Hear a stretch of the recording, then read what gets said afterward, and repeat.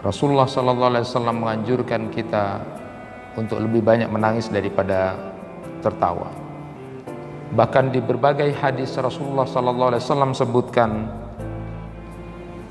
yang pertama, air mata yang menangis karena takut kepada Allah itu sangat disukai oleh Allah Subhanahu wa taala.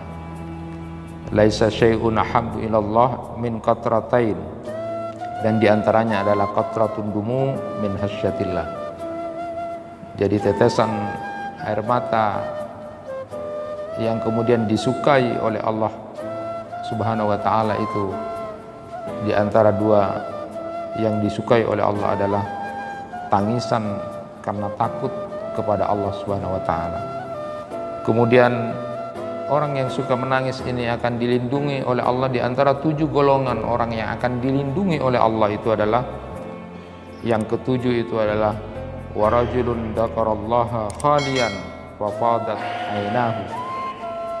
Orang yang mengingat Allah dalam kesendiriannya, lalu kedua matanya berlinang. Dan yang ketiga, Rasulullah SAW menyampaikan tidak akan masuk neraka orang yang kemudian selalu menangis karena takut kepada Allah. La yalijun nar rajulun baka min syatillah. Masyiral muslimin rahimakumullah, dalam kehidupan Rasulullah, keseharian beliau diriwayatkan Rasulullah juga pernah menangis. Pertama, ketika mendengarkan bacaan Al-Quran beliau menangis.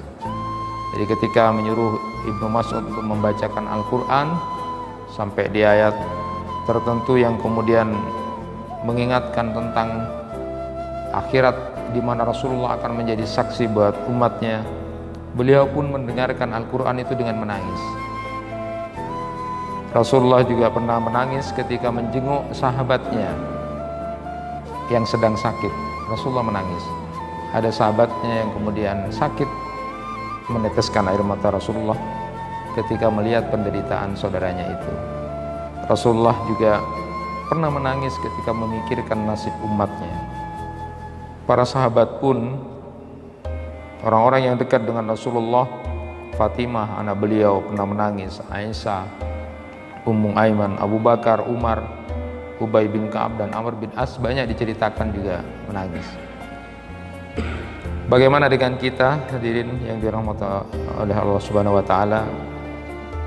Apakah kita juga termasuk orang-orang yang rajin menangis karena takut kepada Allah itu?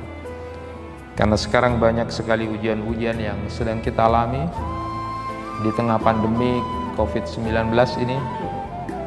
Kita juga miris dada dan menangis dengan keadaan bangsa dan negara kita. La haula wala quwata illa billah.